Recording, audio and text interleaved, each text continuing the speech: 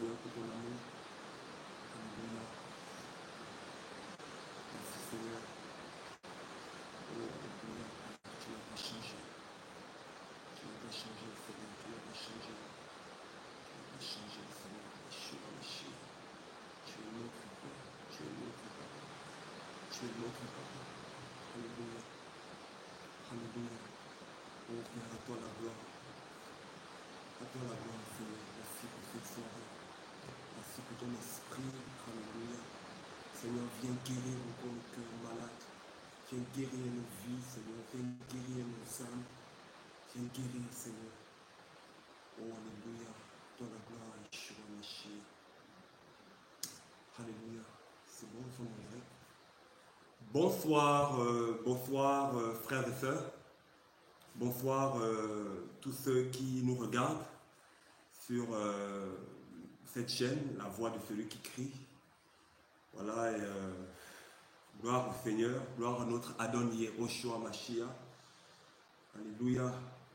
Le Père est bon. Ce soir, nous sommes dans la joie de nous retrouver dans ces lieux, dans la joie de passer du temps dans sa présence, dans la joie de passer du temps dans sa parole. Amen. Donc, hier, on a commencé un thème, on a commencé sur l'espérance des saints. Voilà, l'espérance des saints. Et c'est un thème qui nous a fait beaucoup de bien personnellement, comme je le disais hier. Hier, on a vu un peu ce qui n'est pas notre espérance. Notre espérance n'est pas matérielle, on l'a vu hier. Notre espérance en tant que peuple de Yahweh n'est pas charnelle, d'accord? On a vu que notre espérance n'est pas temporelle, d'accord? C'est-à-dire appartenant à un temps bien défini seulement, physique, matériel. On a vu que notre espérance d'abord n'est pas, on va dire quoi, charnelle, voilà, mais on a vu que notre espérance est spirituelle, elle est éternelle, voilà, elle est d'abord invisible parce que c'est des choses spirituelles. Voilà, et c'est par la foi que l'on rentre dans ces promesses-là. Alléluia, gloire au Seigneur. Et hier, vraiment, le Seigneur nous a amené à réaliser la différence entre les promesses qui étaient faites au peuple d'Israël, les promesses qui étaient faites au peuple d'Israël et les promesses qui sont faites à l'Église. Voilà, c'est vrai que le Seigneur a appelé Israël et au travers d'Israël, le Seigneur avait décidé de se révéler aux nations par la maison d'Israël. Alors, on a compris que la nation d'Israël a échoué, effectivement, mais il y a des individus, des hommes et des femmes qui ont cru, d'accord, quoique Israël sera restauré, ça n'a pas de souci pour ça. Mais je veux dire, par rapport à ce que le Seigneur avait prévu de faire, ben, la nation a échoué, le Seigneur s'est choisi des individus. Et d'ailleurs, l'église, la première église était juive. Donc, on bénit le Seigneur pour cela. Et on a compris qu'on ne peut pas, en tant qu'église aujourd'hui, se comparer aux bénédictions matérielles que Yosef avait, ou encore imposer que le Seigneur nous bénisse financièrement, matériellement, ou encore... voilà, on va dire charnellement, comme il a fait avec les patriarches, par exemple. Voilà, on nous dit par exemple dans Genèse chapitre 13 que Abraham était riche en argent, en troupeaux, d'accord? Mais ça ne veut pas dire que parce qu'Abraham était riche en argent, en troupeaux, que toi tu le seras forcément. On voit comment le Seigneur a élevé Joseph dans le pays d'Égypte, d'accord? Mais ce n'est pas tous les chrétiens aujourd'hui qui vont connaître cette élévation, je vais dire sociale. Voilà, le Seigneur fait comme il veut. Effectivement, aujourd'hui, le Seigneur peut, et il le fait d'ailleurs. On voit des frères et sœurs qui sont élevés dans les nations, qui ont des, comment dire, qui ont des positions sociales assez particulières, d'accord, et on bénit le Seigneur pour ça. Mais c'est pas, on va dire, c'est pas obligé que tous les chrétiens, d'accord, soient aussi élevés comme Joseph l'était, comme Abraham l'était, comme Daniel pouvait le vivre. Voilà. Et quand vous regardez un peu la vie de ces hommes de foi-là, vous remarquerez que c'était les circonstances de la vie, pour la plupart d'entre eux, qui les ont mis dans certaines situations. Et c'est vrai qu'ils avaient des promesses qui étaient rattachées à leur appel. Ça n'a pas de souci pour ça. Gloire au Seigneur. Voilà. Et on a vu dans Deutéronome 28 hier que la bénédiction matérielle était une preuve aussi que Israël obéissait à Yahweh et que Yahweh était avec lui. D'accord? Mais on a vu le grand contraste qu'il y a eu lorsque Yehoshua est arrivé. Il a dit à cet homme riche qui lui a demandé que faire pour avoir la vie éternelle. Le Seigneur ne l'a pas dit non, obéis au commandement. Non, parce qu'en réalité, le Seigneur savait qu'il obéissait déjà au commandement. Le Seigneur savait que ce monsieur était obéissant. D'accord? Parce qu'il d'ailleurs, il le dira au Seigneur que depuis ma petitesse, j'ai mis ce commandement en pratique. Et le Seigneur le savait très bien. Mais le Seigneur a vu quelque chose qui avait pris sa place dans son cœur. D'accord? Et c'était la richesse matérielle. Il lui dira, écoute, va, vends tes biens et suis-moi. Et suis-moi. Et là, le monsieur va être triste dans Marc 10 et il va repartir malheureusement. Il va refuser premièrement de vendre ses biens, mais deuxièmement de suivre le Seigneur. C'était l'épreuve, la grande épreuve qu'il avait, c'était de vendre ses biens, de partager aux pauvres et ensuite de suivre le Seigneur. Parce que depuis sa petitesse, il suivait Moshe, il suivait Moïse. Depuis sa petitesse, il suivait Moïse. Et là, le Seigneur dit, écoute, l'ère de Moïse est finie, c'est maintenant moi.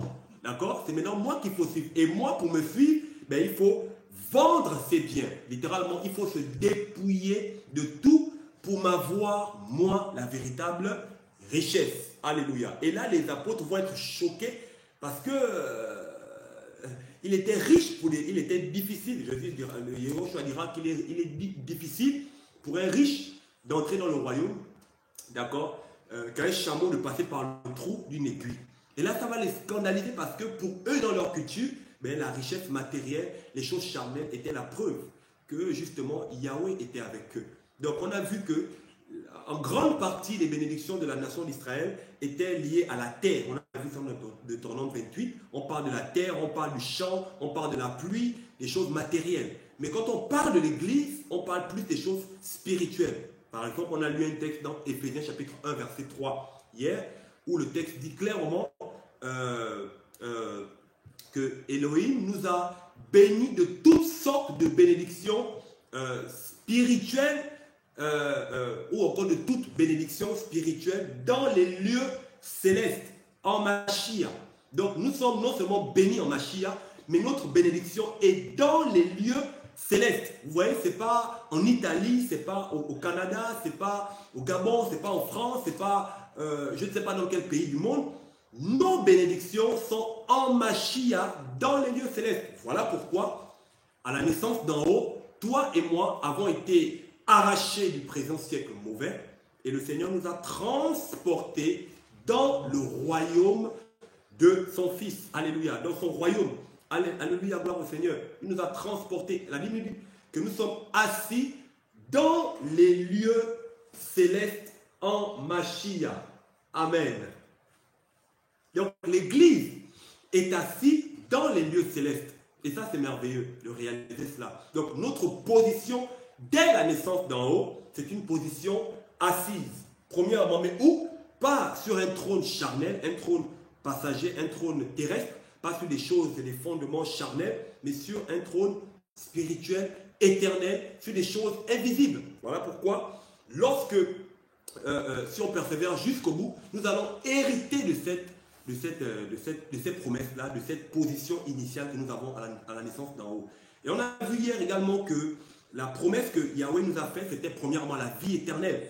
On nous dit dans 1 Jean 1,25 que la promesse qu'il nous a faite, c'est la vie éternelle. Cette vie éternelle, nous l'avons déjà en Mashiach, d'accord? Mais nous l'aurons pleinement lorsque notre corps mortel va être transformé en corps de gloire. Alléluia. Et c'est ça notre espérance. On a vu que le Seigneur a dit dans comment on appelle Jean chapitre 14, hier, on a vu hier qu'il a dit qu'il partait préparer des places dans le ciel. Et lorsqu'il aura fini de préparer ces places, il reviendra et il nous prendra. Mais avant de partir, le Seigneur a dit une chose à ses disciples. Il a dit, ne vous troublez pas, ne craignez point, croyez au Père et croyez en moi. Il a dit que votre cœur ne se trouble pas. Il n'a cessé de le dire dans Jean 14 et même dans Jean 16. Alléluia. Donc il y a une grande différence, vous voyez.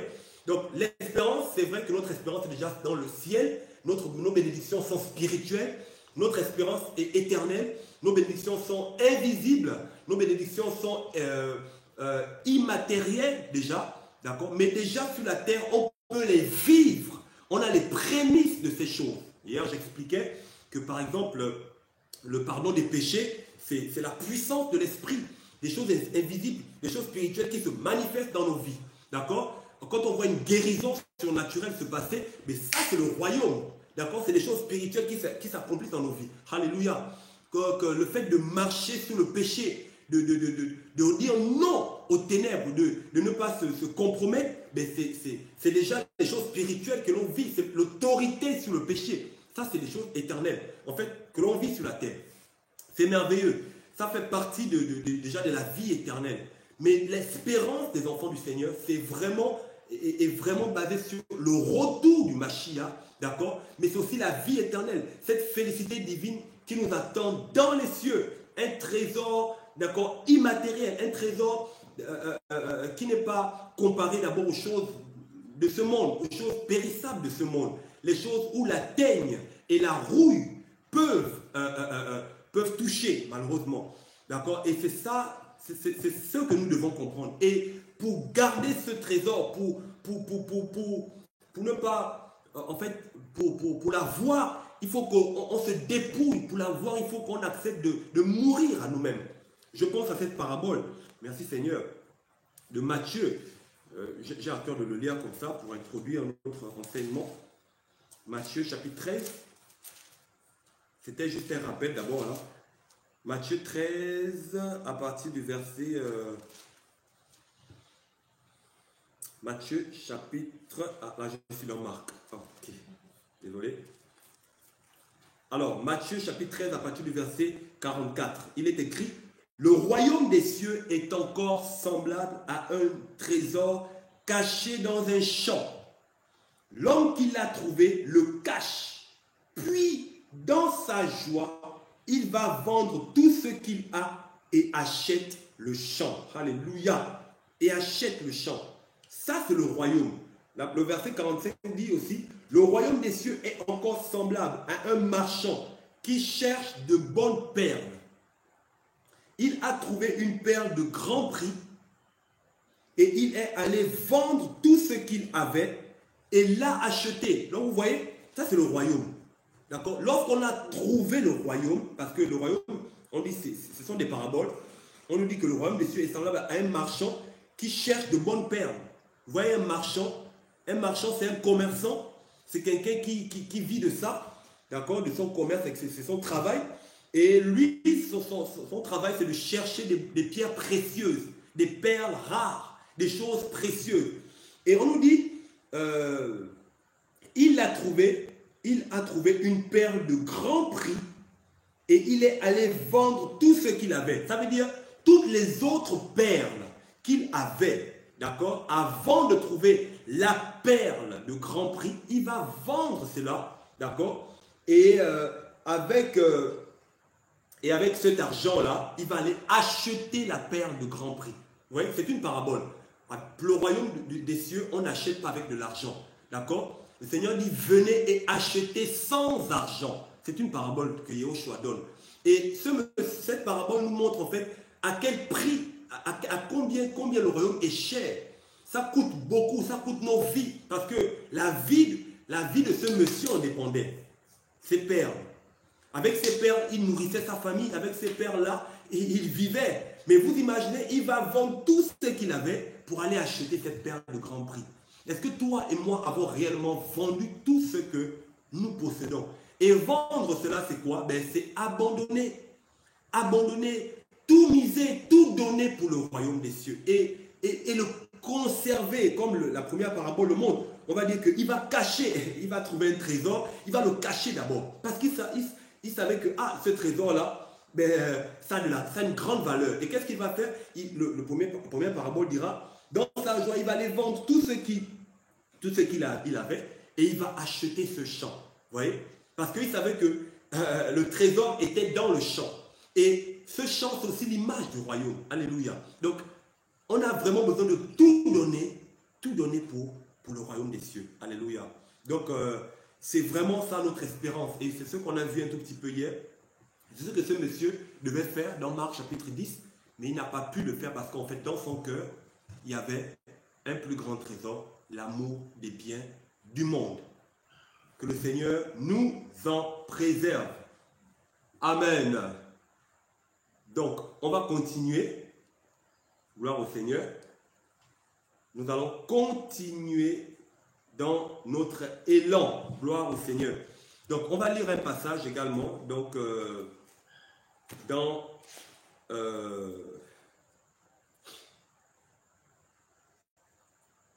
Merci Seigneur pour ta parole. Hébreux, chapitre 11. On va lire un passage dans Hébreux, chapitre 11.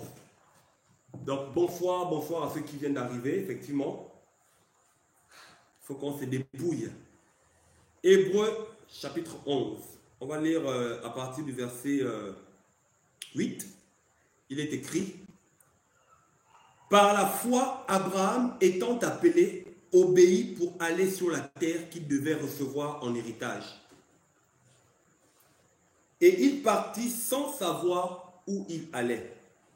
Par la foi, il demeura comme étranger sur la terre qui lui avait été promise, comme si elle ne lui avait pas appartenu, demeurant sous des tentes avec Isaac et Jacob, qui étaient héritiers avec lui de la même promesse. Donc, ce passage nous dit clairement que Abraham, d'accord, Abraham, lorsque le Seigneur l'a appelé, a obéi par la foi, d'accord. Et on nous dit pour aller vers une terre qu'il devait avoir en héritage. Alléluia. Donc, parce qu'on peut le voir dans Genèse 12. On nous dit clairement qu'Abraham devait sortir vers une terre que le Seigneur devait le montrer. Et on nous dit qu'il est sorti par la foi. Il est sorti par la foi. Et une terre qui lui avait été promise, donc on nous dit par la foi, il demeura comme étranger sur la terre qui lui avait été promise, comme si elle ne lui avait pas appartenu. Alléluia. Vous voyez, l'attitude d'Abraham nous parle. Ça nous montre vraiment que Abraham vivait avec une espérance plus profonde. On le verra tout à l'heure. Il vivait sur la terre promise comme si ce n'était pas à lui. Et il vivait sous des tentes. Il ne s'était pas établi. Alléluia. Il n'avait pas établi, on va dire, parce que rappelez-vous que Abraham, le père de la foi, sortait de la Mésopotamie. D'où, là-bas, là où il était en Chaldée. Et Abraham, certainement, sortait d'une famille noble, parce que rien que le nom de Abraham, d'accord, avant de s'appeler Abraham, il s'appelait Abram. Et Abram, c'est père élevé. Donc, on estime que, quand on voit un peu, on étudie un peu la région d'où il sortait, et les peuples de cette époque, on estime que cette région, il y avait il y avait une certaine prospérité de leur époque. Et Abraham, beaucoup d'historiens s'accordent pour dire que c'était quelqu'un de famille très noble, d'accord, de famille très riche. Abraham avait une certaine élévation sur d'où il venait. Il était élevé, alléluia, effectivement. Abraham étant appelé, obéit pour aller sur la terre qu'il devait recevoir en héritage. On nous dit, il partit sans savoir où il allait. Alléluia. Et verset 9, d'accord, on nous dit, il demeura comme étranger sur la terre qui lui avait été promise. Comme si elle ne lui avait pas appartenu. Et pourtant, la terre était à lui. Alléluia. C'est beau. Donc, tu peux posséder des choses, d'accord, mais dans cette possession, tu dois vivre avec une espérance plus profonde. On va le voir tout à l'heure encore par rapport à Abraham. Comme si ce n'était pas à toi. En fait, c'est comme si les richesses, les biens, la gloire, entre guillemets, la vaine gloire qu'on peut avoir dans ce monde, d'accord, l'élévation, d'accord, ou encore les positions sociales qu'on peut avoir dans ce monde, d'accord, ne doivent pas influencer ta relation que tu as avec le Seigneur. Et tu ne dois pas t'accrocher dedans. Tu ne dois pas mettre ton espérance et ta foi comme cet homme riche. Alléluia. Et Abraham vivait comme ça. On nous dit que Abraham, il vivait sur cette terre comme si elle n'était pas à lui. Et il habitait sous des tentes. Non seulement Abraham, mais l'Écriture nous dit Isaac également, le verset 8. Voilà. Je crois que le verset 8, le verset 9, ouais, c'est ça, effectivement. Par la foi, il séjourna comme un étranger sur la terre de la promesse, habitant sous des tentes. Merci mon frère pour le passage que tu as posté. Voilà, en plus c'est la version BY. Habitant sous des tentes avec Isaac et Jacob, héritier avec lui de la même promesse. Alléluia. Donc, Isaac, Jacob, étant aussi héritier de la même promesse. Quelle promesse? Bon, la terre promise. D'accord? Quand ils sont sortis, c'est d'abord la terre qu'on leur avait donnée. D'accord? On va le lire d'ailleurs. Merci Saint-Esprit. Genèse 12. Donc, on va lire Genèse chapitre 12. Les trois premiers versets. Donc, on va voir l'appel d'Abraham. Alléluia. On parle de l'espérance des saints. Hein? Je crois que ce soir, on va s'efforcer de finir l'enseignement. Genèse 12 à partir du verset 1, donc du verset 1 à 3. Genèse chapitre 12, verset 1 à 3. Alléluia. Gloire au Seigneur. Donc, il est écrit, or Yahvé avait dit à Abraham, va pour toi, d'accord, hors de ta terre, de ta patrie et de la maison de ton père, vers la terre que je te montrerai. Et je te ferai devenir une grande nation. Et je te bénirai, je rendrai ton nom grand et tu seras béni. Je bénirai ceux qui te béniront et je maudirai ceux qui te maudiront. Et toutes les familles de la terre seront bénies en toi. Donc, frères et sœurs, effectivement, quand Abraham est sorti, du verset 1 à 3, quand Abraham est sorti, il est sorti avec la pensée d'abord de la terre promise. Une terre que Yahweh devait le montrer. D'accord? Et on voit plus tard, dans Genèse chapitre 13, je crois, lorsque les bergers de Lot et les bergers d'Abraham auront une dispute, et ils vont se séparer. Et là, le Seigneur va dire à Abraham, lève les yeux à l'Orient, en Occident, au Midi, partout. Tout ce que tes yeux peuvent voir, je te le donne. Et Abraham a vécu dans cette contrée-là tout le temps comme un étranger. C'est ce que l'Écriture nous dit. Comme un étranger. Il aurait pu s'établir, il aurait pu reproduire le modèle des bâtisses, des maisons ou encore des zigouras. Parce qu'effectivement, le lieu où Abraham habitait par le passé, il y avait des zigouras. C'était des sortes des grandes, comme des tours ou encore des immeubles. Ça correspond à des immeubles de nos jours, d'accord, avec des terrasses au-dessus. Il pouvait rebâtir cela et s'établir. Mais Abraham est resté comme un étranger. Mais la question qu'on peut se poser, mais qu'est-ce qui a motivé cet homme? Qu'est-ce que Abraham avait vu? Alléluia. Comment Abraham a su qu'il fallait qu'il vive là comme un étranger? Waouh! Et d'ailleurs, il y a un passage où Pierre, l'apôtre Pierre, nous dit que nous sommes des étrangers. Voilà. Des étrangers et des pèlerins sur la terre. C'est merveilleux. On va le dire tout à l'heure. Mais on revient d'abord dans Hébreux chapitre 11. Donc, la Bible dit que Isaac, Jacob, qui était héritier avec lui, d'accord, de la même promesse. On a compris que la promesse que Abraham avait, il a communiqué ça à Isaac. Il a communiqué aussi ça à Jacob, d'accord, c'est-à-dire la terre promise. Il est question ici de Canaan. Parce que Abraham est le père, d'accord, de la nation d'Israël. D'accord? Et c'est vrai qu'il est le père de la foi également. Et il a communiqué cette promesse. Mais je pense qu'il a communiqué aussi à ses enfants, au-delà de la terre promise, cette espérance matérielle et charnelle, il leur a communiqué l'espérance, alléluia, à laquelle lui, il avait dans son, en fait, l'espérance qui était dans son cœur. C'est quand même profond, alléluia. Et plus que Abraham est notre père, nous devons l'imiter. Nous devons également marcher comme il a marché. D'accord? Et c'est-à-dire, quand bien même le Seigneur peut nous élever, quel que soit le domaine de la société, pas forcément financièrement. D'accord? Même si le Seigneur te donne de faire des grandes études, le Seigneur te donne d'avoir des grandes positions sociales, peu importe, d'accord? Mais tu dois comprendre dans ton esprit qu'en tant qu'homme spirituel, tu es pèlerin et voyageur. On va trouver ce verset-là où on dit on est pèlerin et voyageur sur la terre. Pèlerin et voyageur sur la terre. Alléluia. C'est merveilleux. Et Abraham a communiqué. Vous voyez, Ça, on a ici dans ce passage le modèle du père qui lègue non seulement un héritage matériel à ses enfants, mais aussi un héritage spirituel. Et cet héritage spirituel allait au-delà de l'héritage matériel. Quand bien même plus tard, Moïse viendra et va dire au peuple d'Israël par rapport aux bénédictions matérielles, mais derrière les bénédictions matérielles, Israël avait à cœur leur pensée, même Joseph, même Daniel, dans leur âme, au plus profond d'eux, il y avait une espérance profonde qui était là dans leur cœur, ancrée comme une encre. Alléluia, gloire au Seigneur. Waouh. Effectivement, on va lire le passage. Merci Yolande. Donc, dans 1 Pierre chapitre 2, je crois que c'est ça, verset 11. On va lire ce passage avant de revenir dans Hébreu. Hébreu, c'est notre texte de base aujourd'hui. On va revenir sur Hébreu tout à l'heure. Donc, dans 1 Pierre chapitre 2, on va lire ce passage.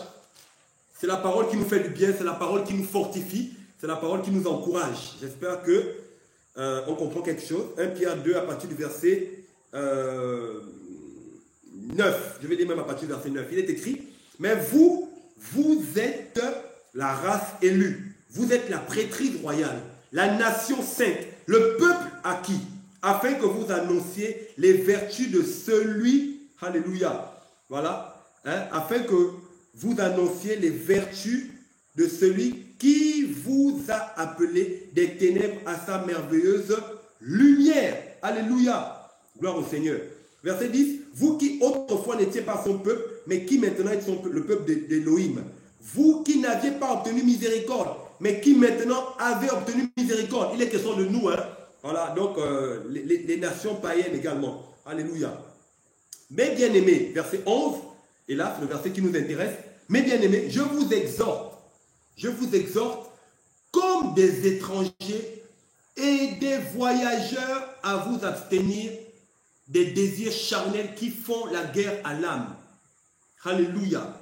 Et la suite dit, ayant une conduite honnête avec des gentils, afin que là même où ils vous calomnient, comme si vous étiez des malfaiteurs, ils remarquent vos bonnes œuvres et glorifient Dieu le jour où il les visitera. Alléluia. Donc, comme des étrangers et des voyageurs, à vous abstenir des convoitises charnelles. Donc, voilà une révélation que Pierre nous dit.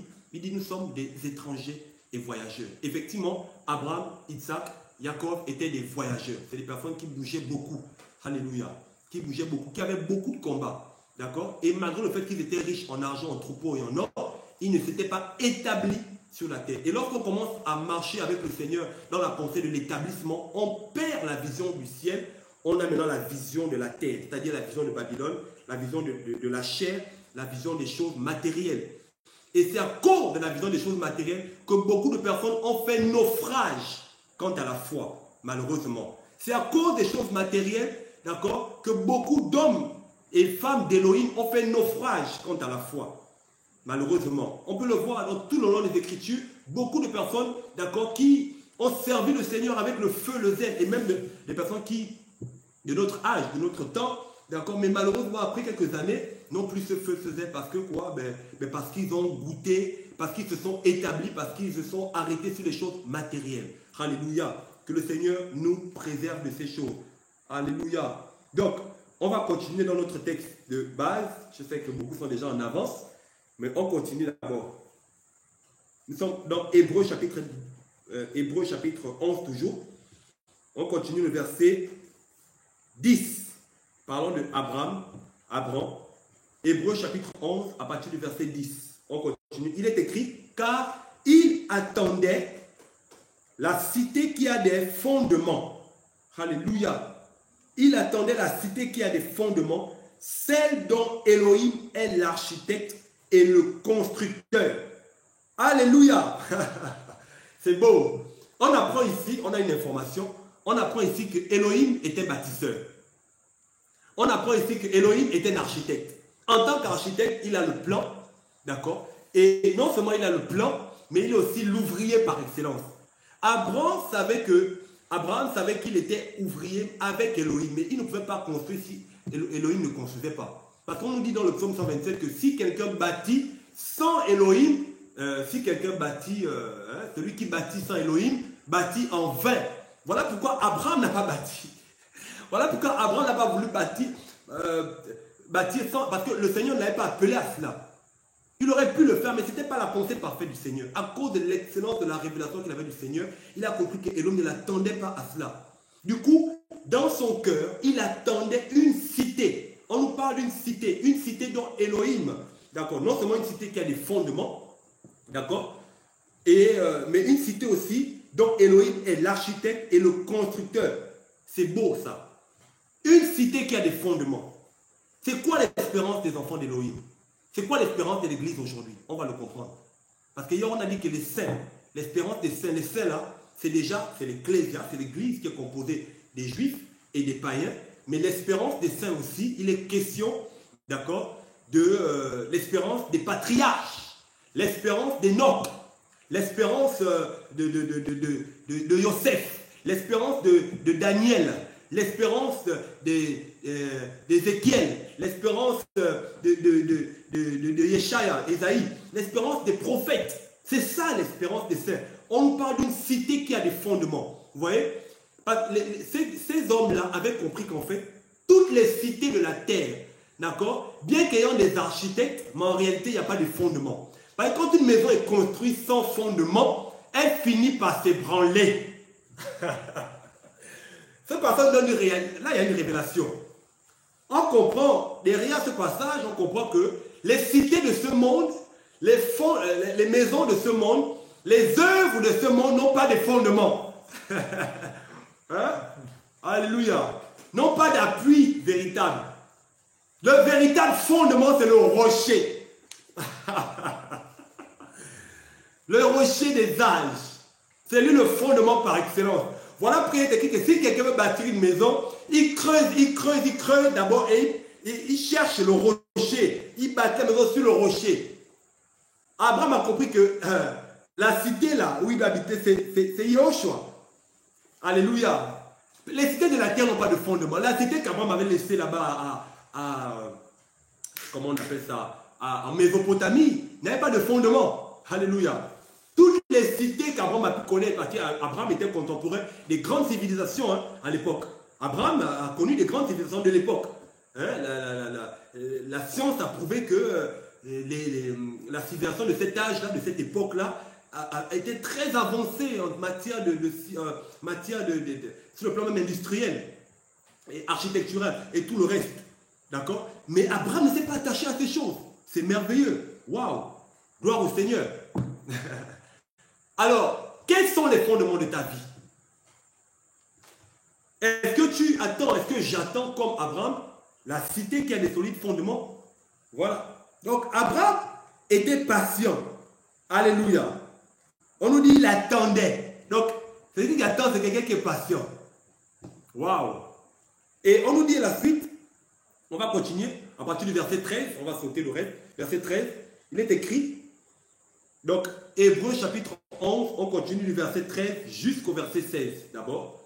Il est écrit, tous ceux-ci sont morts dans la foi. Tous ceux-ci sont morts dans la foi sans avoir reçu les choses dont ils avaient eu la promesse. Mais ils les ont vues de loin. Waouh! Ils les ont vus de loin. C'est où là? Cru et salué. Et ils ont fait profession. Qu'ils étaient étrangers et voyageurs sur la terre. Alléluia. Gloire au Seigneur. Loué soit Elohim. Amen. Waouh. Ils ont fait profession qu'ils étaient étrangers. C'est-à-dire, leur vie, leur témoignage montrait qu'ils étaient des voyageurs, des pèlerins, qu'ils étaient de passage.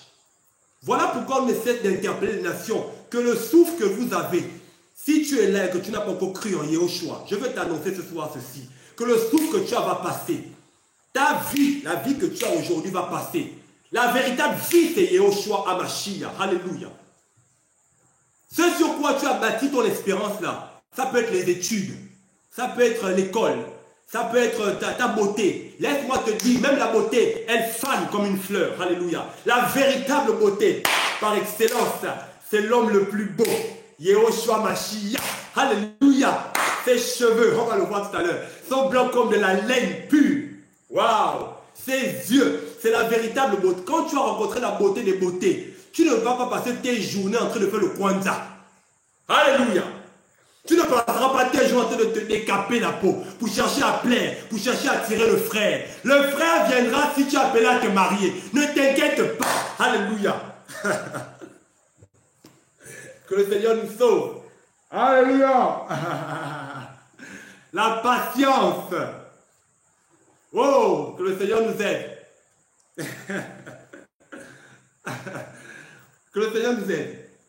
Waouh, waouh, waouh, waouh, waouh. La cité qui a des solides fondements. C'est fort. Donc Abraham a fait profession. Hein? Il était comme un voyageur. Hein, c'est ça, non? On l'a lu. Voyageur. Et toi et moi. Hein? Verset 14. Car ceux qui tiennent ces discours. Waouh! On apprend ici que la vie d'Abraham était un discours. Oh, c'est beau ça. Waouh, waouh, waouh, waouh. Non, attends. Abraham ne se vantait pas. Il vivait naturellement. Lisez les... Oh Seigneur. Lisez Genèse. Vous allez comprendre. Abraham ne se vantait pas. Il vivait. Mais sa vie était un discours. Isaac vivait. Mais sa vie était un discours. Jacob vivait. C'est-à-dire, chaque jour, il vivait. Les frères la vivaient. Mais leur vie parlait. Ça veut dire leur vie avait un langage. Ils tenaient un discours. Les gens pouvaient les lire, les entendre. Les gens pouvaient comprendre que le gars n'est pas attaché à ses richesses. Alléluia. Waouh. Car ceux qui tiennent ce discours, la Bible dit, montrent clairement qu'ils cherchent encore leur patrie. Donc Abraham cherchait il vivait comme un chercheur. Ça veut dire qu'il était là. Il marchait comme ça là. Chaque jour, quand il se lève le matin, il regarde la cité, il regarde à l'ouest, il regarde à l'ouest, il regarde la terre, il regarde le monde qui l'entoure. Il se dit, ah Seigneur, j'ai déjà la terre promise, même si je suis là. Non, je sens que dans mon cœur, tu es si grand, tu es tellement grand que ta vie ne se résume. Non, ma vie ne peut pas se résumer à ce que je vis là. Non. C'est plus grand que ça. C'est-à-dire, Abraham avait les yeux de son cœur portés vers le ciel. Alléluia.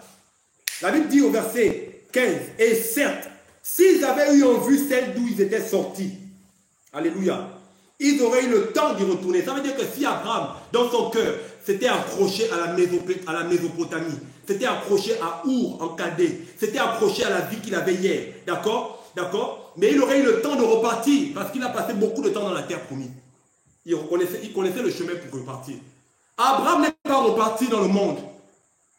Abraham n'est pas retourné dans le monde pendant 2, 3, 4, 5 mois et puis il revient. Je ne dis pas que c'est toi qui es reparti dans le monde et que tu es revenu. D'accord, le Seigneur ne t'agrée pas. Mais ce que j'essaie de dire ici, c'est quoi?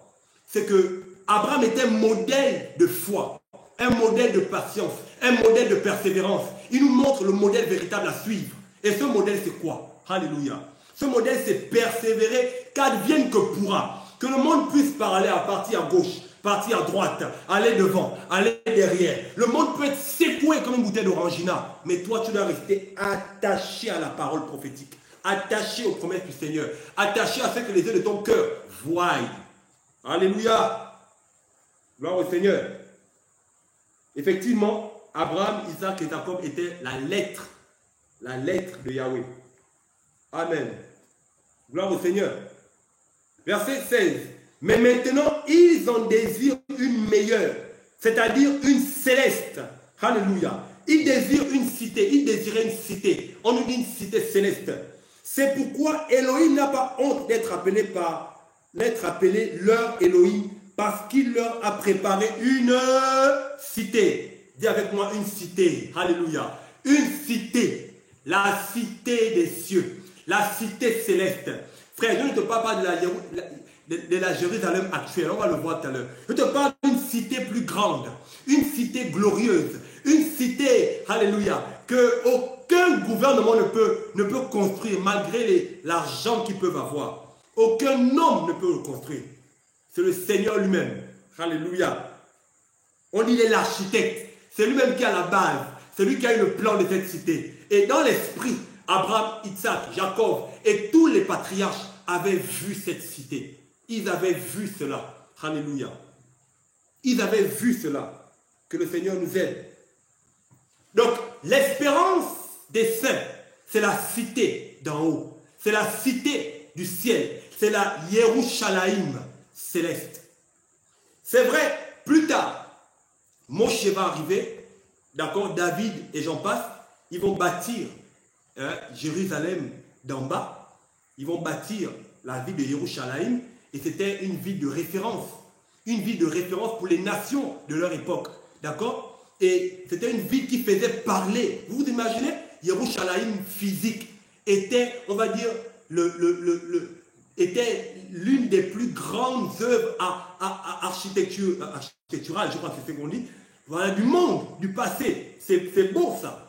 Les gens partaient de partout pour venir voir Yerushalayim physique. On nous dit même que même la reine de Saba, là on parle de Yerushalayim physique, après Abraham, d'accord? Et cette cité physique avait été construite, les gens parlaient déjà de ça. Les gens quittaient de partout. C'était grand, c'était beau, c'était glorieux. David avait eu cette pensée de construire cela. D'accord, mais Salomon va le faire. Alléluia. Et on nous dit que c'était glorieux. C'était l'objet de jalousie des peuples. Mais imaginez-vous la Yerushalayim spirituelle. Imaginez-vous Jérusalem d'en haut. Imaginez-vous celle Jérusalem qui arrive. Alléluia. Imaginez-vous. Non, souvent il faut vous asseoir et penser au ciel. Le ciel. Oh, c'est-à-dire l'habitation définitive des enfants d'Élohim.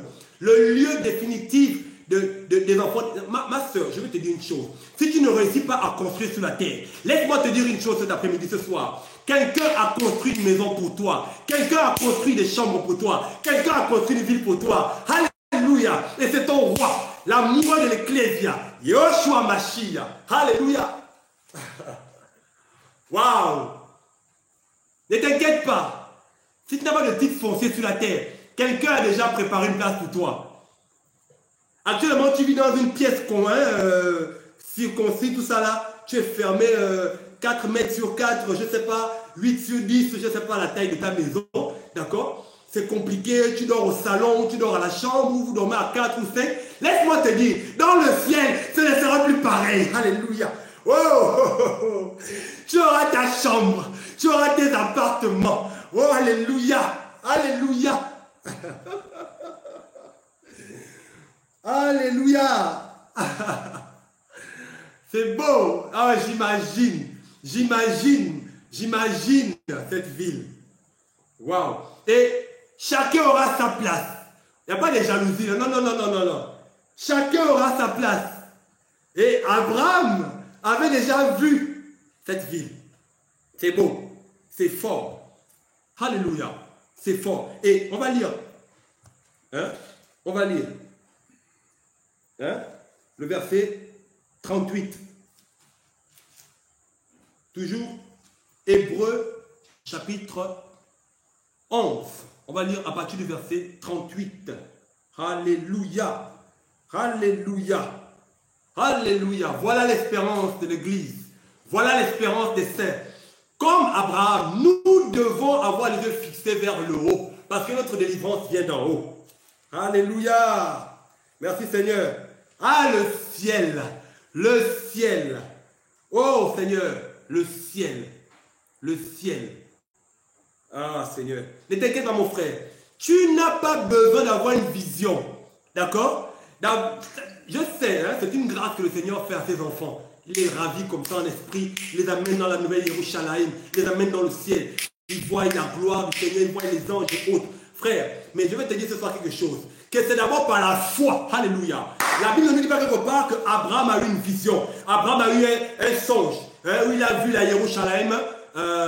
C'est pas écrit clairement, à moins que je n'ai pas encore lu tous ces versets. D'accord? Mais la Bible nous dit que Abraham, dans son cœur, espérait en quelque chose. En d'autres mots, Abraham, les yeux de son cœur, avait vu. Alléluia. Oh, la foi te donne des yeux. La foi te donne une vision. La foi te donne de voir au-delà de ce que tes deux yeux charnels peuvent voir. Et Abraham avait vu la Yerushalayim. Alléluia. Oula. Hébreux 11, 38, effectivement. Eux donc, on va lire même le verset 39 également. 38 à 40 d'ailleurs. Hébreux 11, 38 à 40. Il est écrit, eux dont le monde n'étaient pas dignes, égarés dans les déserts, et dans les montagnes, et dans les cavernes, et dans les trous de la terre. Alléluia. Et dans les trous de la terre. Alléluia. La suite dit quoi? Hein? Là, on a lu le verset 38. Donc là, on a le verset 40. Voilà.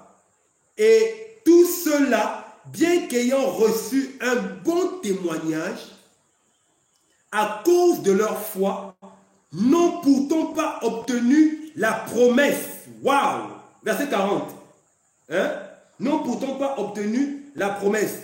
D'accord? Elohim, hein?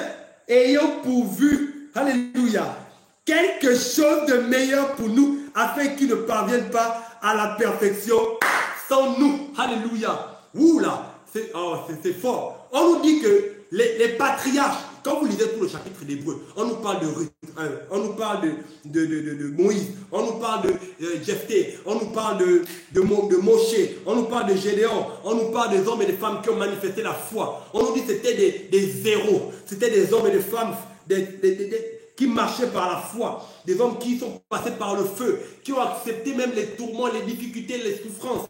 Ils ont accepté les combats parce que dans leur esprit, ils espéraient à quelque chose de profond. Le verset 37 nous dit, eux dans le monde n'étaient pas dignes. D'accord. Verset 38, le monde n'était pas digne. Ils erraient dans les déserts. Donc vous voyez, non, c'est des gens qui passaient le temps dans les déserts. Désert sur désert. Combat sur combat, épreuve sur épreuve. Mais leur esprit était attaché. Alléluia. Ils ne se détachaient pas de l'espérance. Mais je vais te dire une chose ce soir, ma soeur. Quels que soient les déserts que tu connaîtras, quels que soient les déserts que tu connaîtras, l'Esprit du Seigneur te donnera de tenir ferme. Alléluia. Pourquoi? Parce que le monde n'est pas digne de toi. Le monde n'est pas digne des enfants du Seigneur. Le monde n'est pas digne de l'Ecclésia. Le monde n'est pas digne des saints. Alléluia. Oui, mes frères et sœurs, la Bible dit le monde n'était pas digne d'eux. Et toi et moi faisons partie de ces héros-là, de ces hommes de foi. Alléluia. Oh. Quelles que soient les cavernes que tu vas connaître, quelles que soient les montagnes dans lesquelles tu vas aller, eux dans le monde n'étaient pas dignes. On nous dit, quoi qu'ils aient tous été recommandables par leur foi, ils n'ont pourtant pas reçu l'objet de la promesse. Quelle promesse, mes frères et sœurs? Non seulement, la promesse c'était quoi? La promesse, la frère, c'est quoi? C'est le ravissement. C'est monter. C'est l'enlèvement. C'est la résurrection. C'est le corps de gloire. D'accord? Parce que dans Hébreu chapitre 11, on nous parle de deux choses majeures. On nous parle de la cité qui a des solides fondements. On nous parle également, n'est-ce pas, de la perfection. Ils ne sont pas rentrés à la perfection sans nous. Donc ils savaient qu'ils devaient rentrer à la perfection. Ils savaient que le corps matériel qu'ils avaient devait être un jour un corps de gloire. La perfection dont il est question ici, frères et sœurs, c'est la perfection que toi et moi attendons. C'est l'enlèvement de l'Ecclésia. Cette perfection, c'est quoi? Cette perfection, c'est le corps de gloire. Alléluia. Nous sommes dans 1 Corinthiens chapitre 15. Alléluia. Merci Seigneur pour ta parole. 1 Corinthiens chapitre 15.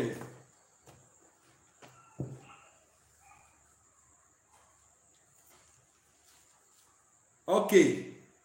À partir du verset 40... verset 49. 1 Corinthiens 15, à partir du verset 49. Alléluia. On va lire jusqu'au verset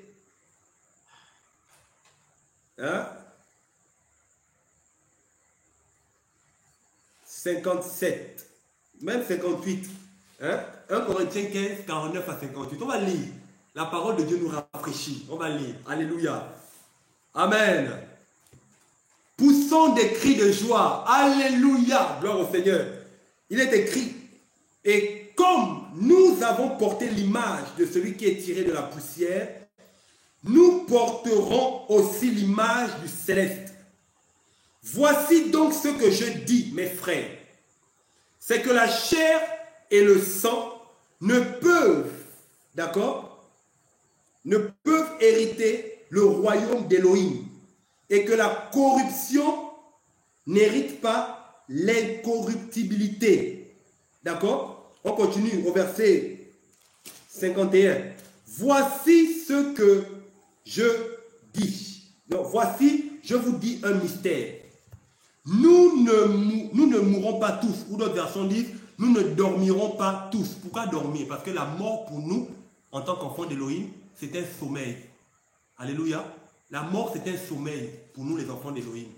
Voilà pourquoi quand quelqu'un meurt dans la foi, d'accord, on n'est pas trop affligé en tant qu'enfant du Seigneur parce qu'on sait qu'il dort, nous le retrouverons. C'est vrai, on pleure la séparation, on pleure la souffrance de ne plus voir la personne ou encore les difficultés que peuvent encourir les personnes qui laissent derrière. Ça peut être des enfants à bas âge, etc. D'accord? Mais pour nous, la mort n'est pas une tragédie en tant que telle parce que notre Mashiach a vaincu la mort. Alléluia. Donc, nous ne mourrons pas tous, nous ne dormirons pas tous. Et ça, c'est un mystère. Un mystère que les païens n'ont pas, que les païens ne réalisent pas, que les profanes, les inconvertis ne réalisent pas. D'accord? Et quel est ce mystère? La Bible dit, mais tous nous serons changés. Alléluia. Waouh! Nous serons changés ou nous serons transformés. Verset, la suite dit, en un instant, en un clin d'œil, à la dernière trompette, car la trompette sonnera et les morts ressusciteront incorruptibles et nous serons transformés. Alléluia. D'accord. Mais on nous dit, mais il faut en effet que le corruptible revête l'incorruptibilité et que le mortel revête l'immortalité. Alléluia. L'immortalité. La suite, le verset 54 dit, alléluia, gloire au Seigneur. Lorsque ce corruptible aura revêtu l'incorruptibilité et que ce mortel aura revêtu l'immortalité, alors cette parole de l'Écriture sera accomplie. La mort, alléluia, où la mort a été détruite dans la victoire. D'accord? Oh Hadès, où est ta victoire? Oh mort, où est ton aiguillon? Or, l'aiguillon de la mort, c'est le péché. Et la puissance du péché, c'est la loi. Mais grâce soit rendue à Elohim, qui nous a donné la victoire par notre Seigneur, Yeshua Mashiach. C'est pourquoi, mes frères bien-aimés, soyez fermes, inébranlables, vous appliquant toujours avec un nouveau zèle à l'œuvre du Seigneur, sachant que votre travail ne sera pas utile dans le Seigneur. Ma soeur, ton travail ne sera pas utile. Ta persévérance ne sera pas utile. D'accord? Alléluia. Ne sera pas inutile. Ah, le temps, c'est ça. Inutile. Effectivement. Donc, ta persévérance ne sera pas inutile. D'accord? Ton travail ne sera pas inutile.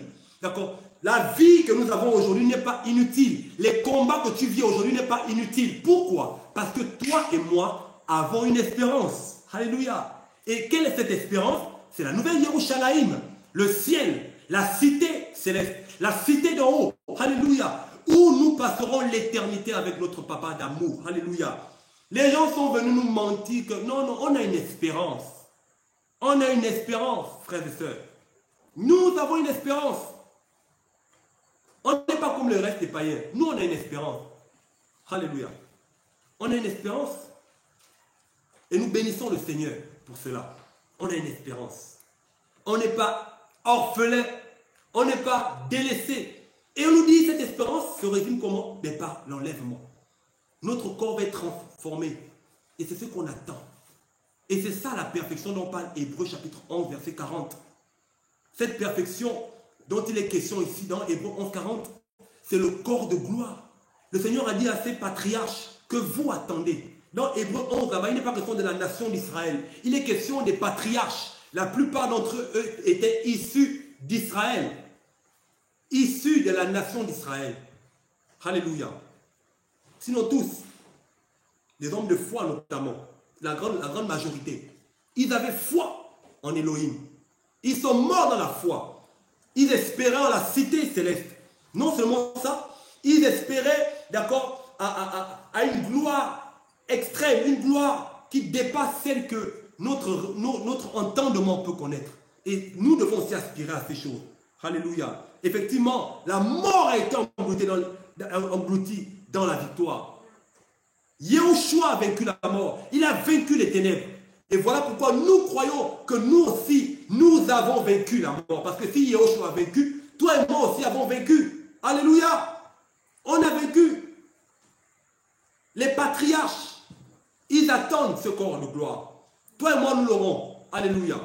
Nous l'aurons parce qu'effectivement, nous ne pouvons pas monter dans le ciel avec des corps matériels, des corps charnels, j'allais dire. D'accord? Nous aurons un corps de gloire. Le corps de gloire, c'est un corps spirituel, mais bien évidemment qui est matériel. Parce que tout ce qui est spirituel n'est pas forcément immatériel. D'accord? C'est comme la cité céleste. C'est d'abord une cité spirituelle. Mais il y a aussi un aspect matériel, c'est matériel. Alléluia. Ça veut dire on peut toucher. Voilà pourquoi Yahushua, quand il est ressuscité, on pouvait le toucher. Il avait un corps glorifié, un corps de gloire, mais qui était bien matériel. Il a dit à Thomas, touche-moi. Touche pour voir, parce qu'un esprit n'a ni os, ni chair. Non, on pouvait le toucher, mais c'était un corps de gloire, un corps qui n'est plus soumis à la souffrance, qui ne sera plus soumis à la difficulté, qui ne sera plus soumis aux douleurs, qui ne sera plus soumis, d'accord, aux persécutions ou aux tentations. Alléluia. Un corps qui pourra vivre pleinement, d'accord, la gloire du Seigneur, alléluia, dans le ciel. Nous sommes dans Apocalypse chapitre Apocalypse. Alléluia. Que le Seigneur nous aide. Chapitre 21. Nous parlons de l'espérance des saints. Apocalypse chapitre 21. À partir du verset 1er. Puis je vis un nouveau ciel et une nouvelle terre. Car le premier ciel et la première terre avaient disparu. Alléluia. Attendez, je vais lire ça dans une autre version. Apocalypse, chapitre 21. À partir du verset 1er. Et je vis un nouveau ciel et une nouvelle terre, car le premier ciel et la première terre ont passé. Et la mer n'est plus. Et moi, Yohanan, je vis la cité sainte, la nouvelle Yerushalayim, descendant du ciel d'auprès d'Élohim, préparée comme une épouse qui s'est ornée pour son époux. Et j'entendis une grande voix du ciel disant, voici le tabernacle d'Élohim avec les humains, et il dressera sa tente avec eux. Alléluia. Il dressera sa tente avec eux. Alléluia. Elohim va dresser sa tente. Donc, le Seigneur dressera sa tente avec toi et moi. Quelle belle nouvelle. Quelle belle nouvelle. Alléluia. Il dressera sa tente avec eux. Et ils seront ses peuples. Elohim lui-même sera avec eux. Leur Elohim. Elohim essuiera toute larme de leurs yeux. Alléluia. Wow, quelle espérance. Et la mort ne sera plus. Et il n'y aura plus ni deuil, ni cri, ni douleur. Parce que les premières choses sont passées. Frères et sœurs, j'ai une bonne nouvelle à t'annoncer. Les premières choses vont passer. Et ces choses, d'accord, c'est quoi? C'est les souffrances. C'est les souffrances. Actuellement, la terre connaît une telle agitation. La terre elle-même soupire et souffre les douleurs de l'enfantement. La création, les animaux, d'accord, les arbres, les oiseaux, les poissons dans la mer, d'accord, toute la création soupire après une espérance, quelque chose de nouveau. Les Écritures disent que la création tout entière soupire et souffre. La terre souffre. Le péché de l'humanité a tellement affecté l'humanité et la terre qu'il y a des douleurs, des cris, des pleurs dans les 4 coins du globe. Et même parmi les enfants du Seigneur, beaucoup pleurent, beaucoup souffrent, d'autres sont persécutés, d'autres sont méprisés dans leur famille. Quand ils croient en Yahushua, on les méprise, on les insulte, on les rejette, on se moque d'eux. Ils prêchent l'évangile, on les frappe, toutes ces choses, les combats, les épreuves, la maladie, les difficultés, les manquements, à cause de ta foi, on te renvoie du boulot. À cause de ta foi, tu vis tellement d'injustice. laisse-moi te dire, les premières choses, ces choses que tu vis aujourd'hui vont disparaître. Parce que chaque chose sur la terre a un temps. Il y a un temps pour pleurer, il y a un temps pour se lamenter, il y a un temps pour souffrir, il y a un temps pour être seul, il y a un temps pour être triste, mais il y a aussi un temps pour être en joie. Il y a aussi un temps où le Seigneur va essuyer tes larmes. Il y a un temps où le Seigneur viendra nous ravir. Il y a un temps où on va quitter de ce corps charnel pour le corps de gloire. On va quitter cette terre. Il y a un temps où même la terre connaîtra la délivrance. Alléluia. Et ce temps n'est plus loin. Parce que les signes, les messages, les signes nous montrent que le Messie est sur le point de revenir. Le Messie est sur le point de revenir. Yehoshua Mashiach, l'espérance de l'Ecclésia, celui pour qui tu t'es sanctifié, celui pour qui tu adores, celui pour qui tu persévères, celui devant qui tu te tiens matin, midi et soir. Tu chantes des louanges, tu adores, celui que tu cherches jour et nuit à cause des épreuves, des souffrances. Tu t'attaches, tu tiens ferme. Il te récompensera. Lui-même, la Bible dit, essuiera toute larme de nos yeux. Alléluia.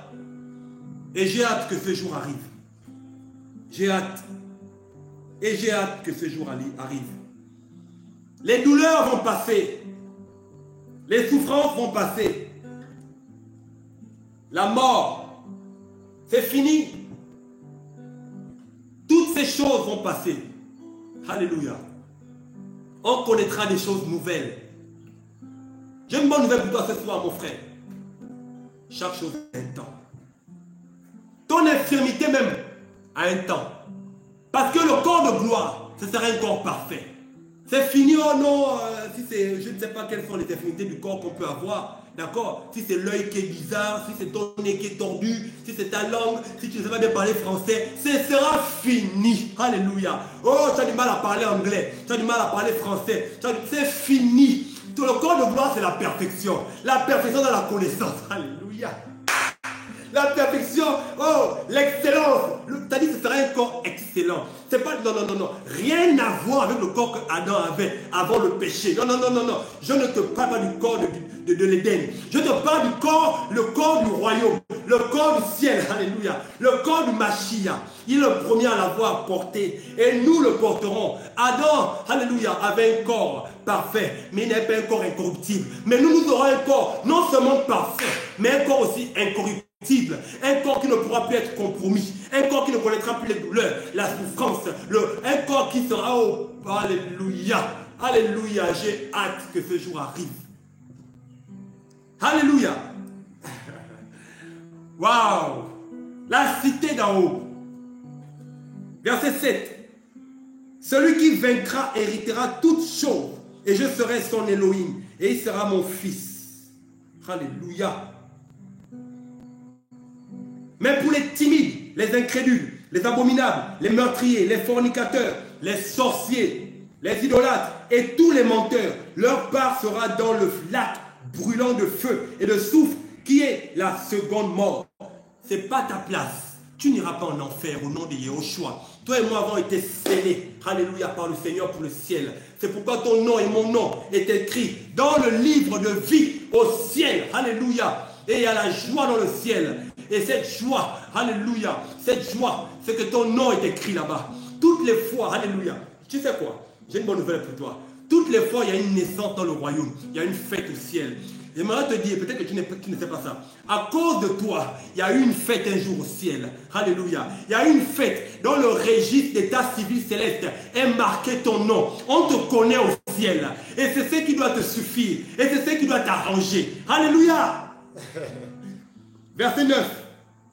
Et il vint à moi l'un des 7 anges qui a les 7 coupes remplies des 7 derniers fléaux. Il me parla en disant, viens, je te montrerai l'épouse de l'agneau, la femme. Verset 10. Et il me transporta en esprit sur une grande et haute montagne.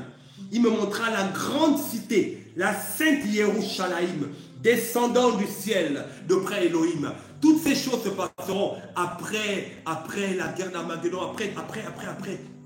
après les jours qui arrivent très bientôt.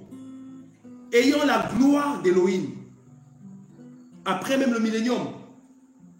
Et son luminaire est semblable à une pierre très précieuse. Donc cette ville brille, alléluia, comme une pierre de jaspe.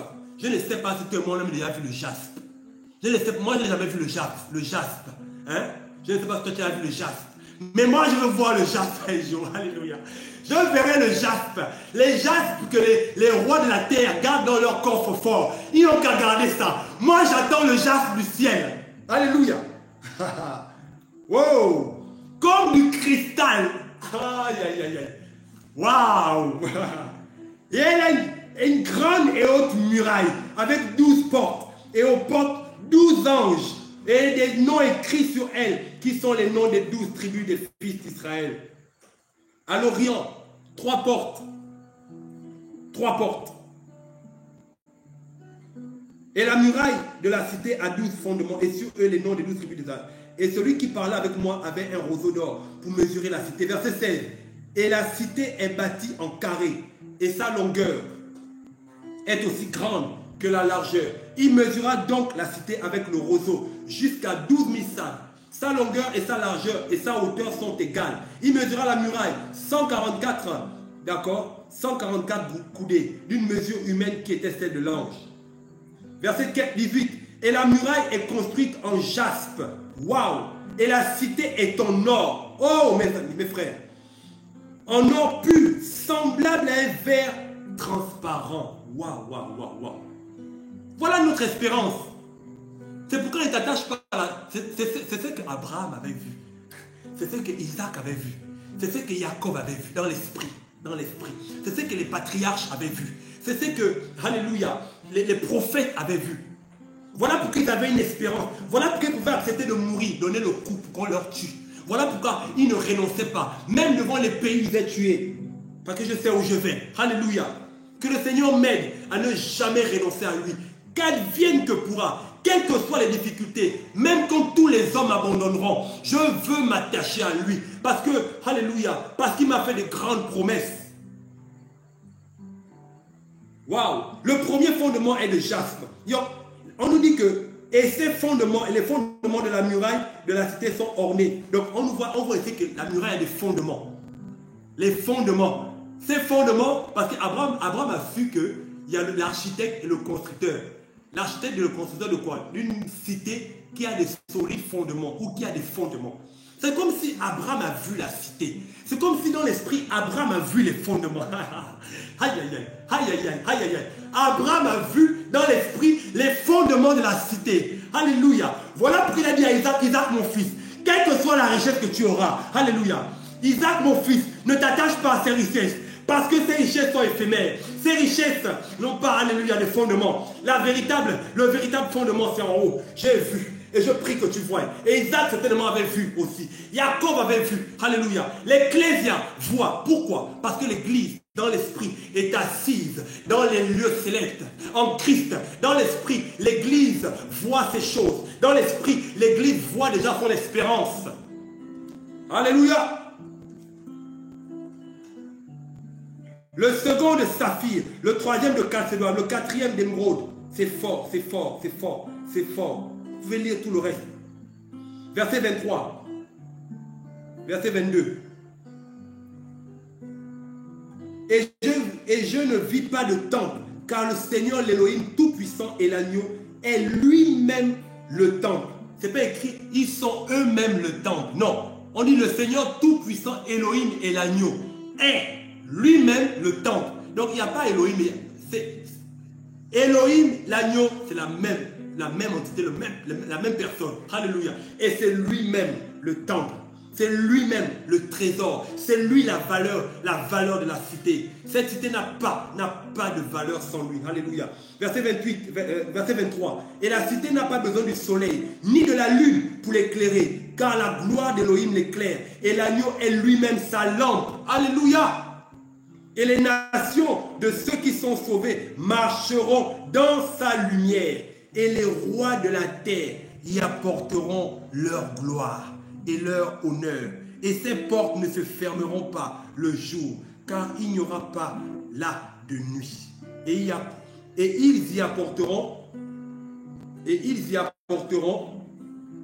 la gloire et l'honneur des nations. Et il n'entrera en elles jamais rien qui rend impur, ni qui commettent l'abomination et le mensonge, excepté ceux qui sont écrits dans le livre de vie de l'agneau. On apprend ici que les nations, quand ils viendront dans cette cité-là, d'accord, les nations qui rentreront vont apporter la gloire et l'honneur. Ces nations-là, c'est aussi nous, frères et sœurs, nous qui avons cru en Yahushua. Oui, frère, vous savez, après l'enlèvement, l'Église va être couronnée. On passera au tribunal de Christ. Après le tribunal de Christ, là-bas, on sera couronné. Là-bas, on va être récompensé. Là-bas, on aura des récompenses. D'autres, des villes, d'autres, des couronnes. La couronne de ceci, la couronne de là, les villes.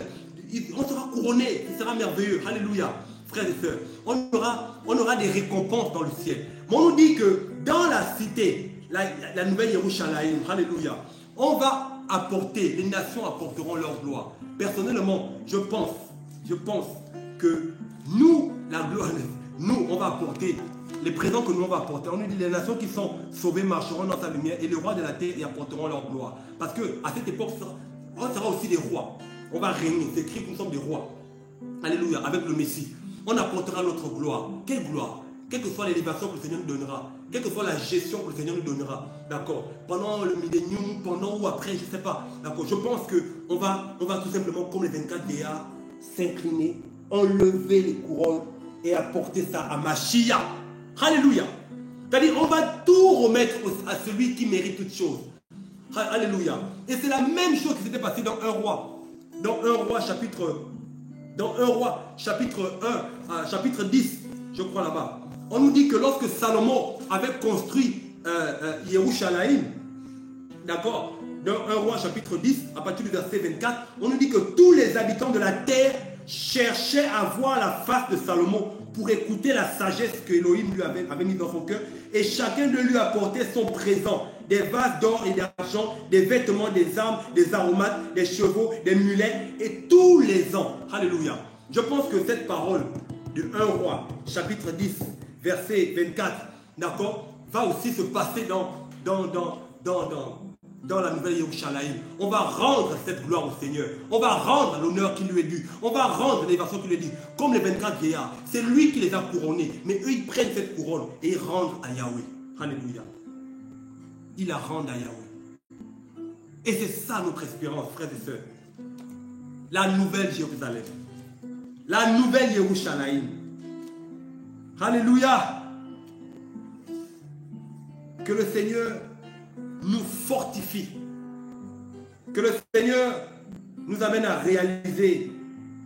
Nous amène à réaliser.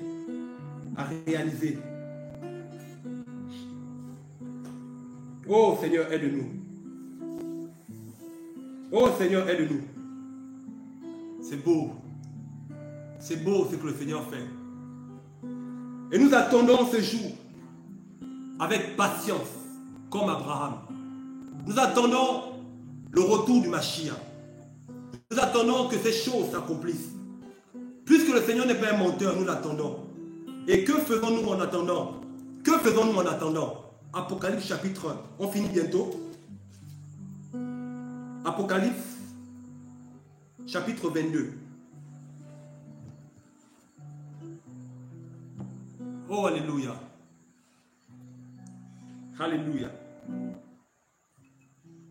Apocalypse chapitre 22, on va lire à partir du verset 6. Puis il me dit, Apocalypse 22 du verset 6, en descendant, puis il me dit, ces paroles sont certaines et véritables. Et le Seigneur, l'Élohim des saints prophètes, a envoyé son ange pour manifester à ses serviteurs les choses qui doivent arriver bientôt. Voici, je viens à toute vitesse. Béni est celui qui garde les paroles. Alléluia. Les paroles de ce livre, de la prophétie de ce livre. C'est moi, Yohanan, qui ai vu et entendu et vu ces choses. Et après les avoir entendues et vues, je tombais à terre aux pieds de l'ange qui me les montrait pour adorer. Mais il me dit, garde-toi de le faire, car je suis ton compagnon de service et celui de tes frères, les prophètes, et de ceux qui gardent les paroles de livre. Adore Elohim. Il me dit aussi, ne cède pas les paroles de la prophétie de ce livre, car le temps est proche. Alléluia. J'aimerais dire à une femme, j'aimerais dire à un homme ce soir, que le temps est proche. Le temps est proche. Quel temps? Mais le temps de vivre ces choses. Le temps de l'enlèvement de l'église. Le temps de monter aux noces. Le temps est proche. Préparons-nous, dépouillons-nous, détachons-nous de ces choses. Le temps est proche. Verset 11. Que celui qui est injuste soit encore injuste.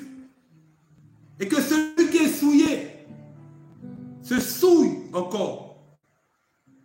Et que celui qui est juste pratique encore la justice.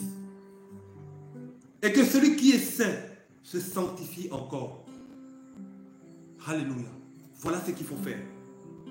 Voici, je viens à toute vitesse et ma rétribution est avec moi pour rendre à chacun selon son œuvre. Je suis l'alpha et l'oméga, le premier et le dernier, le commencement et la fin. Bénis sont ceux qui lavent leurs robes afin d'avoir droit à l'arbre de vie et d'entrer par les portes dans la ville.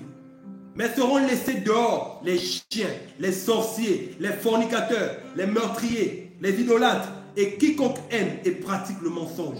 Moi, Yehoshua, j'ai envoyé mon ange pour vous confirmer ces choses dans les églises.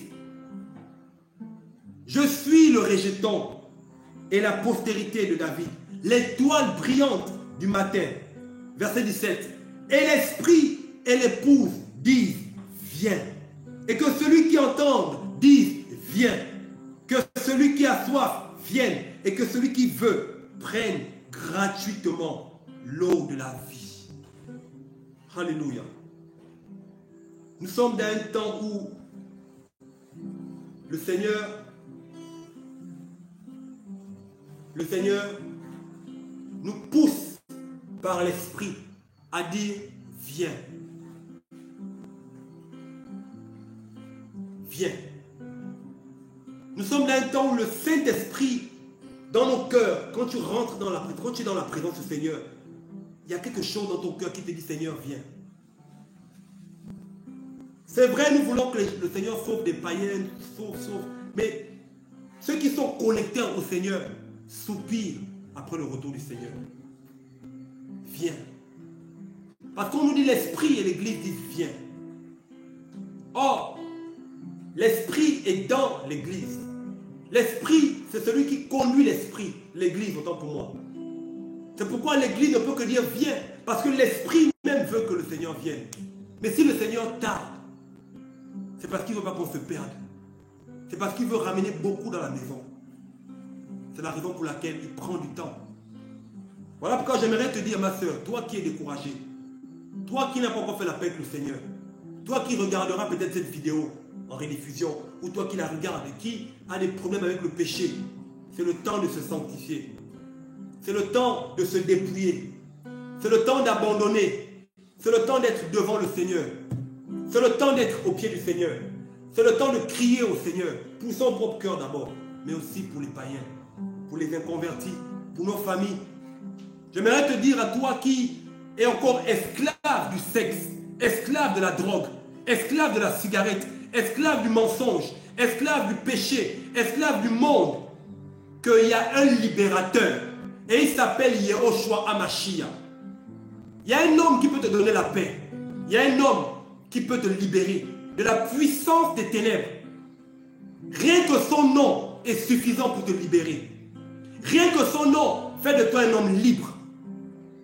Hier, si tu n'as pas réussi à te sanctifier, c'est parce que peut-être tu as cru aux hommes. Tu t'es appuyé sur les hommes. Mais le temps est arrivé de s'appuyer sur le Seigneur.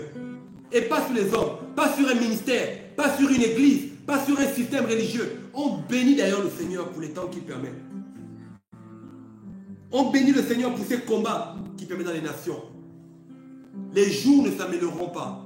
Les temps deviendront de plus en plus difficiles. Et tout le monde le sait. Les prophéties le disent. De plus en plus on le remarque. Les choses vont davantage s'aggraver.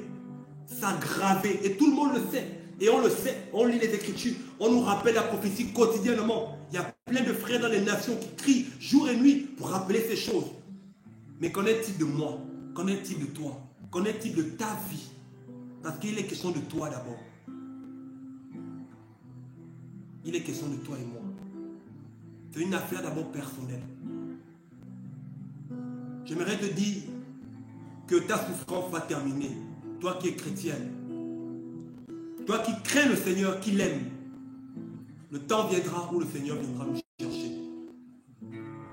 Et ce temps n'est plus loin. Alléluia.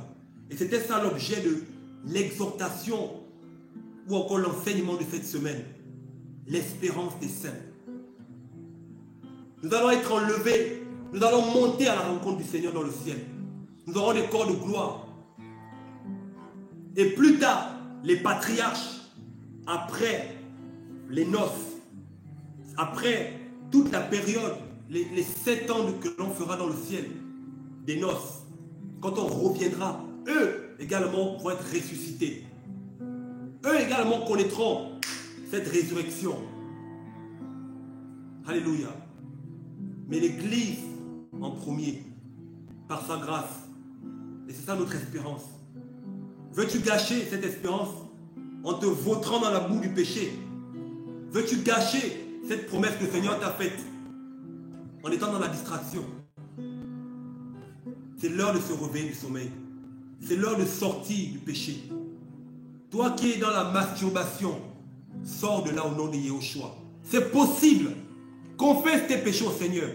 N'attends pas l'imposition d'un homme, l'imposition des mains d'un homme. Le Seigneur est capable de te libérer si tu crois en sa parole. Il est dit que si donc le Fils vous affranchit, vous serez réellement libre. Beaucoup même parmi ceux qui regardent les émissions, esclaves du péché. Et tu le sais, je le sais aussi.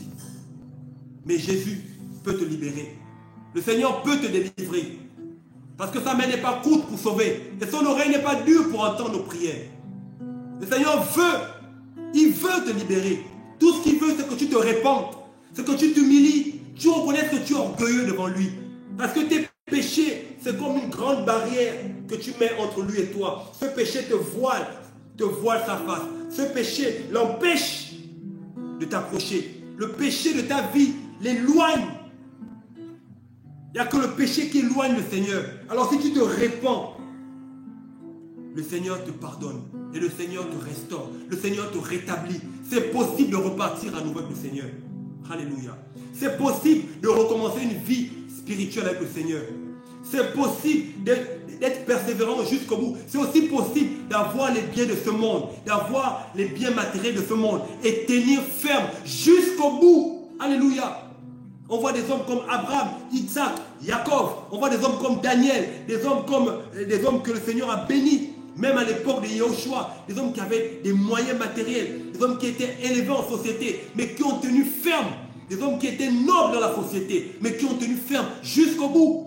Ils ne se sont pas corrompus. Ils n'ont pas mangé les mains du roi de ce monde, des rois de ce monde. Ils se sont attachés à la parole prophétique. Et toi donc, alléluia. Voilà pourquoi je t'invite à la repentance. Je t'invite à déverser ton cœur devant le Seigneur. Tout simplement. Je t'invite à déverser ton cœur devant le Seigneur. Le Seigneur ne nous condamne pas. Le Seigneur ne veut pas la mort du pécheur, mais il veut que le pécheur se répande et qu'il vive. J'aimerais t'encourager aussi, toi qui as perdu la vie de prière, de prier le Seigneur de t'aider. Le Seigneur connaît nos faiblesses. Si tu as du mal à démarrer dans la prière, dis simplement au Seigneur de t'aider. La Bible dit, l'Esprit nous aide dans nos faiblesses. Il nous aide dans nos faiblesses. Parce qu'on ne sait pas quoi demander à Elohim. Alors, c'est lui qui intercède pour nous. Dis au Seigneur, Seigneur, je suis fatigué, aide-moi. Alors le Seigneur viendra à ton aide. C'est possible d'avoir une vie de prière. C'est possible d'avoir encore l'engouement dans la méditation de la parole, la lecture biblique. C'est possible d'aimer encore les enseignements. C'est possible de passer du temps en écoutant des enseignements, passer du temps dans la parole. C'est possible jusqu'à ce que le Messie vienne. C'est là notre espérance. Alléluia. C'est possible. Rien n'est impossible à Elohim. Tout est possible au Seigneur et à celui qui croit. Tout est possible. Tout est possible au Seigneur. Tout est possible au Seigneur. Alléluia. Ne désespère pas. Ne désespère pas. Tout est possible au Seigneur. Il y a un repos qui arrive. Il y a un temps que le Seigneur a réservé pour toi et moi. Tenons ferme. Tenons ferme. Que cette espérance dans nos cœurs soit comme une encre. Que rien ne t'ébranle. Si le péché revenait frapper à la porte de ton cœur, résiste et repousse. Parce que tu as reçu l'autorité pour cela. Alléluia. Et quand même le confinement sera fini, garde cette intimité avec le Seigneur. Garde ce dépôt avec le Seigneur. Tout ce que tu as reçu pendant ce temps de confinement, que tu recevras, garde ça précieusement. Alléluia. Donc voilà, frères et sœurs, ce que nous voulons partager. Voilà ce que nous voulons partager avec vous. Alors, on va tout simplement prier. Remercier le Seigneur pour cette parole. Avant de terminer, Seigneur, nous voulons te bénir pour ces moments. Seigneur, c'est toi qui, je le crois, as mis cette parole dans ma bouche. Alors je prie dans le nom de Yehoshua Hamashiach. Seigneur, que tu fasses du bien à quelqu'un.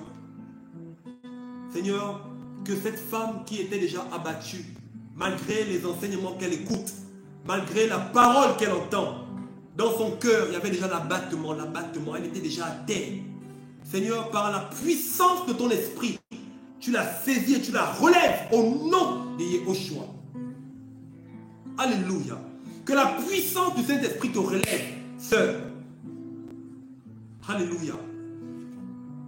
Toi qui étais déjà fatigué, alléluia, le Seigneur me pousse à prier par rapport à cette personne-là. Fatigué, découragé. Tu écoutes beaucoup les enseignements, mais tu n'arrives pas à démarrer avec le Seigneur. Le Seigneur me dit de te dire que c'est possible de repartir avec lui. Ce soir, si tu as la foi, tu vas te relever au nom de Yehoshua Mashiach. Et il va te relever, parce que rien ne lui est impossible. Alléluia.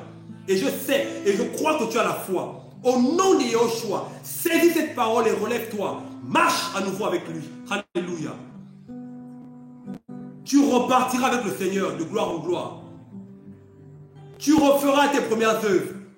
La vie de prière que tu as perdue, le Seigneur te le rendra. Au nom de Yehoshua, Seigneur, je prie pour tous ceux et celles qui ont perdu leur vie de prière, qui ont perdu l'espérance du ciel, qui ont perdu la vision, papa. Je prie que tu restaures cela au nom de Yehoshua Hamashiach.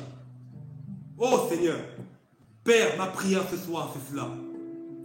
Seigneur, fais du bien ce soir à ton peuple. Oh, alléluia. Seigneur, restaure ton peuple ce soir. Au nom de Yehoshua Mashiach. Seigneur, que tous ceux qui sont fatigués dans l'esprit, Père, bien que connectés très souvent, Seigneur, bien que regardons les messages, Seigneur, tu les relèves au nom de Yehoshua. Seigneur, en même temps, nous prions pour les nations. Seigneur, que ceux et celles, Seigneur, qui ne te connaissent pas, dans nos familles, je pense à nos parents, je pense à nos frères, nos sœurs, nos neveux, nos cousines, nos nièces. Seigneur, ceux qui ne te craignent pas, ceux qui vivent dans les ténèbres, dans la débauche. Au nom de Yehoshua, Papa, que tu les libères. Que le Saint-Esprit, Papa, au travers de tes messages, Seigneur, les touche, Père, et les relève, les appelle à la repentance. Alléluia. Car tu ne condamnes pas les hommes, Papa, mais tu veux amener tous les hommes à la repentance, Papa, au nom puissant de Yehoshua. Oh Seigneur, Père, rien ne t'est impossible. Ce soir, je voudrais te dire merci. Merci pour cette émission. Merci pour tous ceux et celles, Seigneur, qui, Seigneur, étaient connectés et tous ceux qui regarderont. Que toute la gloire te soit rendue, Seigneur. Au nom de Yehoshua. Amen. Amen. Gloire au Seigneur. Donc, on a fini pour aujourd'hui. Voilà, donc, on se retrouvera très prochainement, c'est-à-dire le week-end prochain, par la grâce du Seigneur, sauf injonction du Seigneur. Sinon, le week-end prochain, à partir de 18h certainement, voilà, toujours sur votre émission Retour à la parole, voilà, sur la voix de celui qui crie. Merci de prier davantage pour nous, merci de prier davantage dans les maisons. Ne baissons pas la garde, prions davantage pour ceux et celles qui sont touchés, même par rapport à la pandémie qui frappe. On pense comme on le sait, à tous ceux et celles qui travaillent, qui sont dans les hôpitaux, les policiers et autres. En tout cas, prions que le Seigneur fasse grâce. Et ceux aussi qui, bien qu'étant confinés, n'ont peut-être pas de quoi manger, n'ont peut-être pas de quoi s'alimenter parce qu'ils n'ont pas d'activité à cause du confinement. Voilà, non seulement prions que le Seigneur ouvre les écluses des cieux qui pourvoient, mais en même temps, si on peut s'organiser, voilà, dans les nations, à soutenir avec les moyens que le Seigneur nous donne ceux et celles qui n'ont pas de quoi manger. Faisons-le parce que c'est pas évident, c'est pas évident. Et nos gouvernements font ce qu'ils peuvent, mais on sait que c'est pas évident, c'est pas suffisant. Donc chacun peut et doit mettre la main à la pâte. On voit comment beaucoup de païens se mobilisent, beaucoup de païens sont debout. Donc nous les chrétiens, tirons exemple et mobilisons-nous également pour cela. Voilà, encourageons, soutenons financièrement, matériellement, voilà, ceux et celles qui sont affligés, ceux et celles qui ont faim. Je pense aux veuves, aux orphelins, je pense aux démunis, je pense à ceux qui n'ont pas la possibilité d'être confinés dans des maisons, mais qui vivent dans la rue. Voilà, c'est pas évident. Vraiment que le Seigneur fasse grâce. Prions vraiment, continuons de prier. Et prions également que le Seigneur fasse grâce. Non seulement à son église, qui nous fasse grâce, mais que cet esprit de mort la recule au nom de Yehoshua. Nous ne devons pas avoir peur de prier que la pandémie cesse. Le Seigneur dit, il cherche un homme toujours qui se tient à la brèche et qui intercède. Donc prions, intercédons pour les nations. Donc on se retrouve samedi prochain, par la grâce du Seigneur, toujours sur votre émission, Retour à la parole. Voilà, que toute la gloire revienne au Seigneur, toute la gloire au Seigneur Yehoshua Hamashiach, qui mérite la gloire. Alléluia. Amen. Bonne soirée.